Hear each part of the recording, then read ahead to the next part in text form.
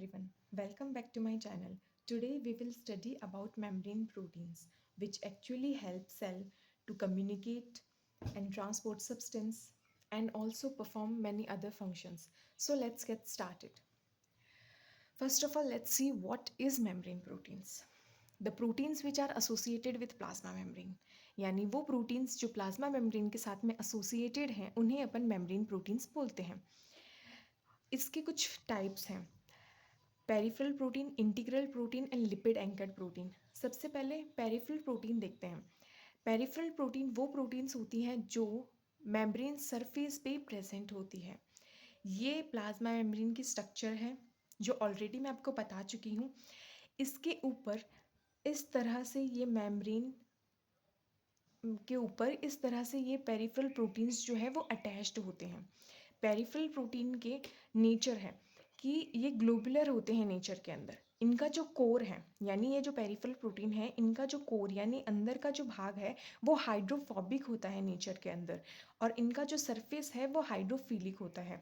Because ये जो membrane के साथ में अटैच्ड है इनका हेड पोलर है नेचर के अंदर, राइट. अब ये पोलर हेड होने की वजह से यहाँ पे इनका नेचर कैसा है, हाइड्रोफिलिक है.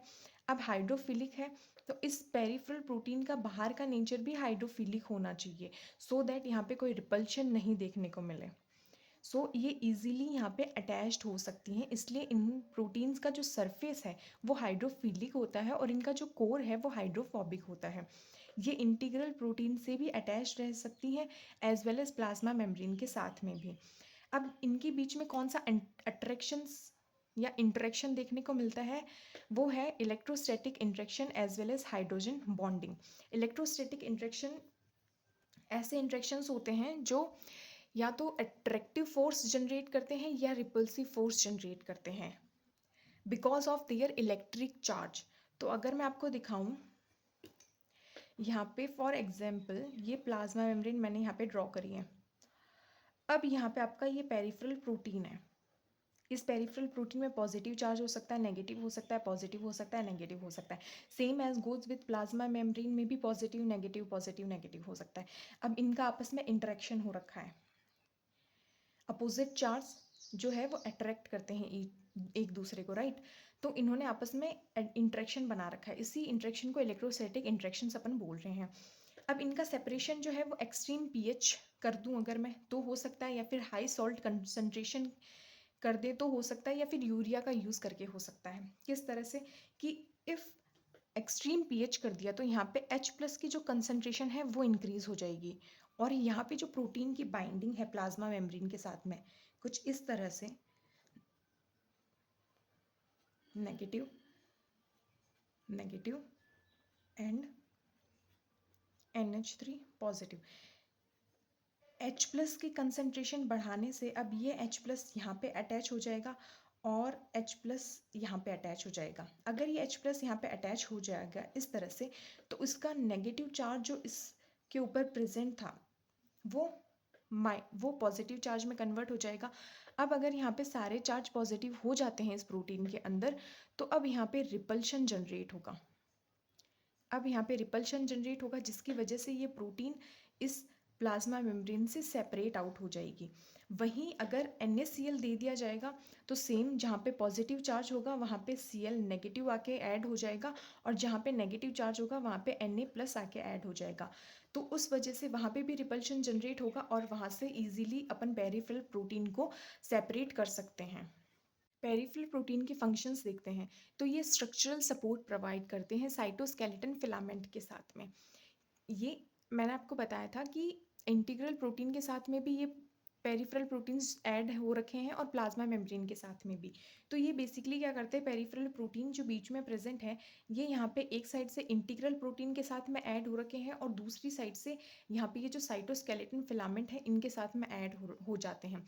कुछ एग्जाम्पल अगर मैं आपको पेरिफेरल प्रोटीन के दूँ तो फॉर एग्जाम्पल यहाँ पे स्पेक्ट्रीन हो सकता है, एनकायरीन हो सकता है, एक्टीन हो सकता है.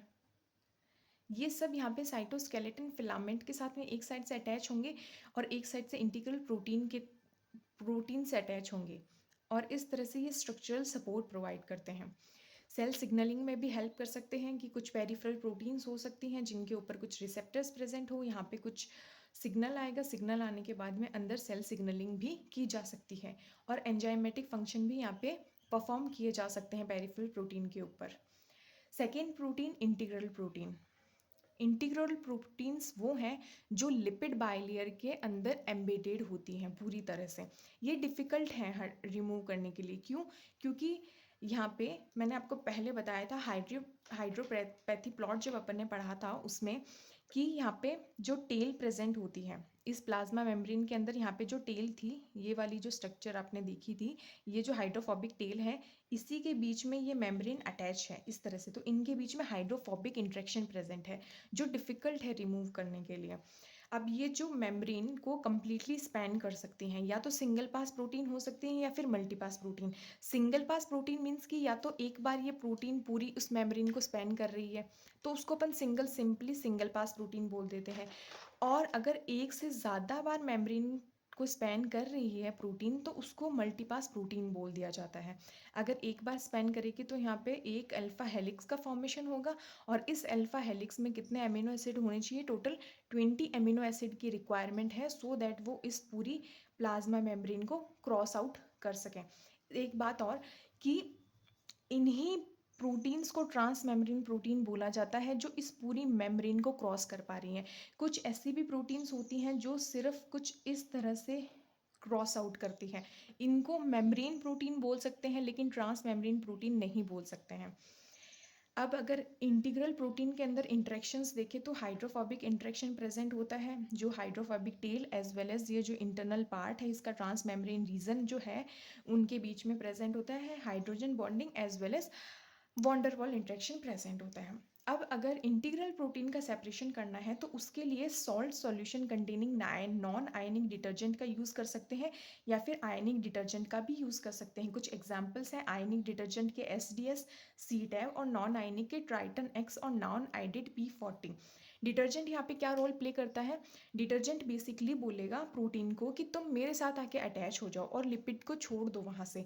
तो डिटर्जेंट फिर उस प्रोटीन को अपने हाइड्रोफिलिक और हाइड्रोफोबिक जो पार्ट प्रेजेंट है उसके अंदर पूरा उस प्रोटीन को कवर आउट कर लेगा इस तरह से और उस प्रोटीन का सेपरेशन करवा देगा उस लिपिड से। अब अगर अपन इसके फंक्शंस देखें तो इसके फंक्शंस में ट्रांसपोर्टेशन है, जो आपको पहले भी बताया था मैंने एक बार कि किस तरह से यहाँ पे कैरियर प्रोटीन बनाएगी। ये प्रोटीन जो इंटीग्रल प्रोटीन है वो कैरियर प्रोटीन का भी काम कर सकती हैं और चैनल प्रोटीन का भी फॉर्मेशन कर सकती हैं सो दैट वो पार्टिकल्स या फिर वो मॉलिक्यूल्स जो इस प्लाज्मा मेम्ब्रेन को क्रॉस नहीं कर सकते हैं वो कैरियर प्रोटीन या फिर चैनल प्रोटीन के थ्रू कर पाएँ। रिसेप्टर के तौर पे भी ये फंक्शन करते हैं कि बाहर से कोई भी सिग्नल आएगा तो यहाँ पे आके अटैच होगा और फिर अंदर सेल सिग्नलिंग कंटिन्यू की जा सकती है। एंजाइमेटिक एक्टिविटी के तौर पे भी ये यूज़ होता है। यहाँ पे कोई भी बायोकेमिकल जो है उसका कैटेलाइजेशन हो सकता है, कोई भी बायोकेमिकल रिएक्शन है उसको यहाँ पे कैटेलाइज किया जा सकता है प्लाज्मा मेम्ब्रेन के ऊपर। अब थर्ड प्रोटीन जो है वो है लिपिड एंकर्ड प्रोटीन। जो नाम से पता चल रहा है लिपिड एंकर्ड प्रोटीन, जो लिपिड के साथ जुड़ी हुई है प्रोटीन।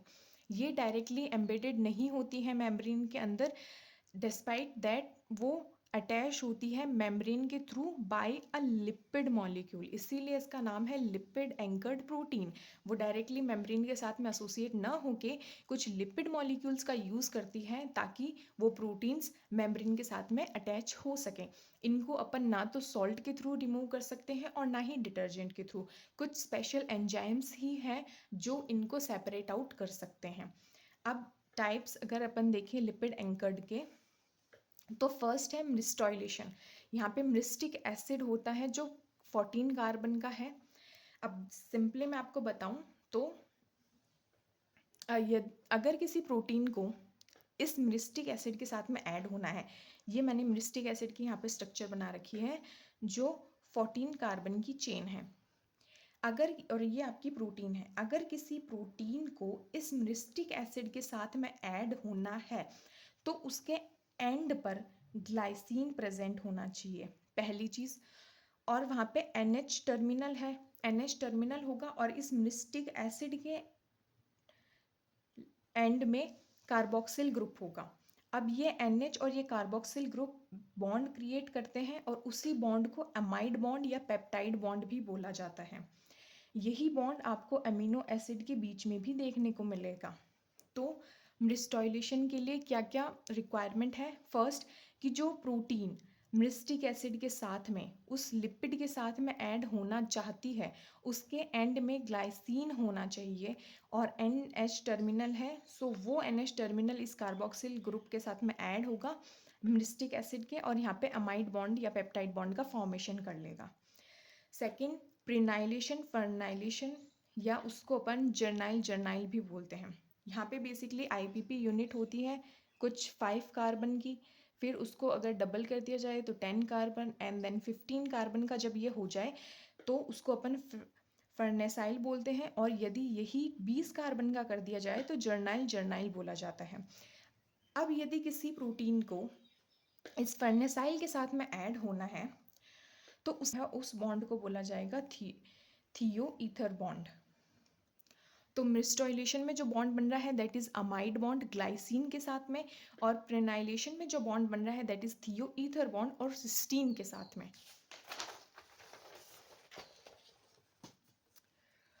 अब थर्ड अपन देखते हैं पाल्मेटॉयलेशन, जहाँ पे पाल्मेटिक एसिड प्रेजेंट होता है जो कार्बन 16 का बना है।